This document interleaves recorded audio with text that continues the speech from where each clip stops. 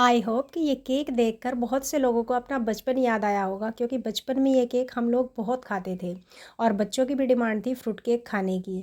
तो उन्होंने फिर खुद ही बनाया ये फ्रूट कस्टर्ड केक, जिसको बनाना बहुत आसान है। और आप देख सकते हैं कि जो केक बना है वो हमारा कितना सॉफ्ट और स्पंजी बनकर तैयार हुआ है। तो जी welcome back to cook with Shalu Chaudhary. चलिए शुरू करते हैं इस रेसिपी को बनाना, जो बनाने में बहुत आसान है। यहाँ पर 3/4 कप लेंगे सबसे पहले हम सूजी, और इसको मिक्सी के जार में डालकर कर लेंगे ग्राइंड।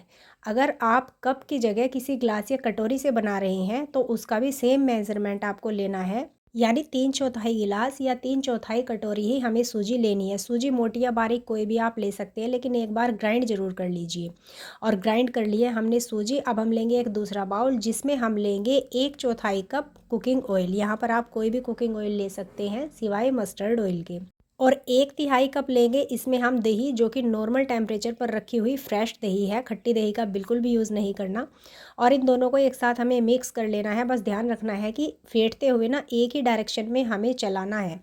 तो आप देख सकते हैं कि ये दोनों ही चीज़ें हमारी अच्छे से मिक्स हो चुकी है। अब हम क्या करेंगे, जो हमने सूजी ग्राइंड की थी वो सूजी हम इसमें डाल देंगे। आप देख सकते हैं सूजी का टेक्सचर कितनी बारीक है।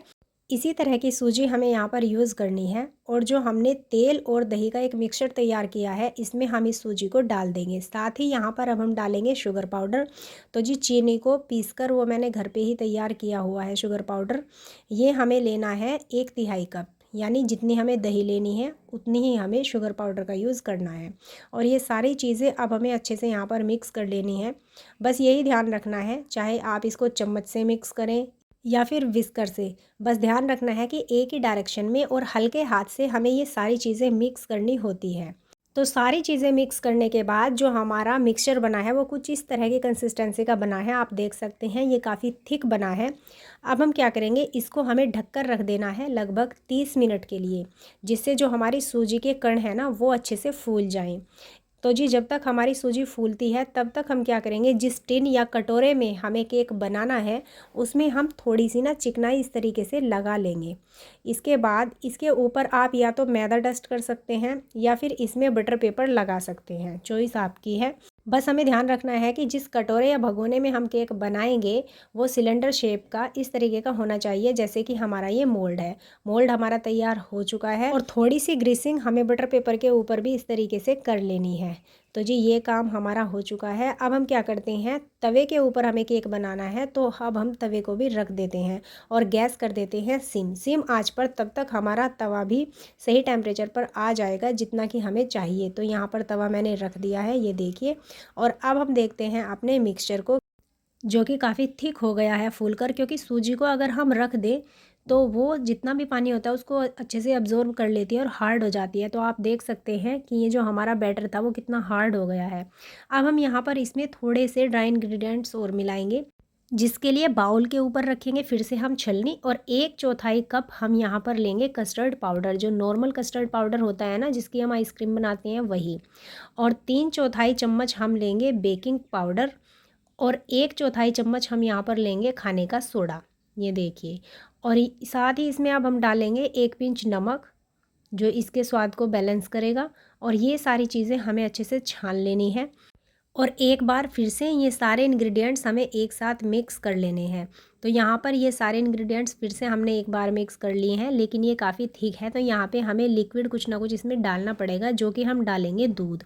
अब दूध यहाँ पर आप उबला हुआ कोई भी ले सकते हैं, पैकेट का, गाय का, भैंस का, कोई भी दूध यूज़ कर सकते हैं। बस दूध रूम टेम्परेचर पर होना चाहिए और उबला हुआ होना चाहिए। तो जी टोटल हमने यहाँ पर आधा कप दूध लिया है और थोड़ी थोड़ी मात्रा में हम इसमें दूध डालेंगे और मिक्स करते जाएंगे। बस मिक्स हमें एक ही डायरेक्शन में करते जाना है, जैसे कि हम अभी तक करते आए हैं। और हो सकता है कि आपका दूध बच भी जाए, क्योंकि यहाँ पर हमारा काफ़ी दूध बच गया था। आप कंसिस्टेंसी घोल के देख सकते हैं किस तरह की है। और अब हम यहाँ पर डालेंगे टूटी फ्रूटी। तो जी वो भी मैंने 3/4 कप ली है, जो कि थोड़ी थोड़ी करके 2 बार में मैंने इसमें डाल दी है और अच्छे से कर लिया है मिक्स। और अब हम लेते हैं अपना टिन, और टिन में ये पूरा जो मिक्सचर है हमारा केक का, इसको ट्रांसफ़र कर लेते हैं। तो इस तरीके से ये केक बनाना बहुत आसान है, आप देख सकते हैं। बस ध्यान रखना है कि जो इंग्रेडिएंट्स बताए गए हैं वो हमें सही मात्रा में यूज़ करने हैं और साथ ही जो इंस्ट्रक्शंस दिए गए हैं उनको फॉलो करते हुए ही हमें ये केक तैयार करना है।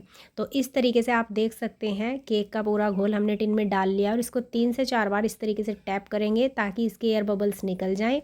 और आप देख सकते हैं यहाँ पर तवे के ऊपर हमने ये टिन रख दिया है। इस टिन की जगह आप कोई भी कटोरा, भगोना या चाय बनाने का भगोना होता है वो भी रख सकते हैं। और इसको हमने 40 मिनट धीमी धीमी आंच पर इसी तरीके से पकने दिया है। आप देख सकते हैं यहाँ पर टूथपिक जब हमने डाली तो ये पूरी तरह से साफ़ निकली। तो अगर आप चेक करेंगे तो एक बार 30 मिनट होने पर आपको चेक करना है, क्योंकि हमने भी किया था तो हमारा केक पूरी तरह से नहीं पका था, इसलिए हमने फिर इसको 10 मिनट और पकने दिया। तो टोटल 40 मिनट में हमारा जो केक है वो बनकर तैयार हुआ है। उसके बाद टिन को हमने बाहर निकाला और 10 से 15 मिनट के लिए इसको रूम टेम्परेचर पर आने के लिए हमने छोड़ दिया। उसके बाद साइड से इस तरीके से केक को हटाकर और इस तरीके से ऊपर प्लेट रखकर हमने इसको ट्रांसफ़र कर लिया टैप करके। तो आप देख सकते हैं जो केक बना है वो हमारा हाइटेड भी बना है, साथ ही उसका कलर भी आप देख सकते हैं बिल्कुल अच्छे से पका है, कच्चा नहीं है कहीं से भी। और आपको काट कर भी दिखा देते हैं, ये देखिए कितना सॉफ्ट स्पंजी केक हमारा ये बनकर तैयार हुआ है। अब आप इसको फ्रिज में रखिए और बच्चों को खिलाइए जब भी बच्चों का मन करे। तो आगे से आप घर पर ही ये केक बनाइए, ईजिली बन जाता है और बच्चों को खिलाइए। और अगर पसंद आता है तो लाइक शेयर सब्सक्राइब ज़रूर करें।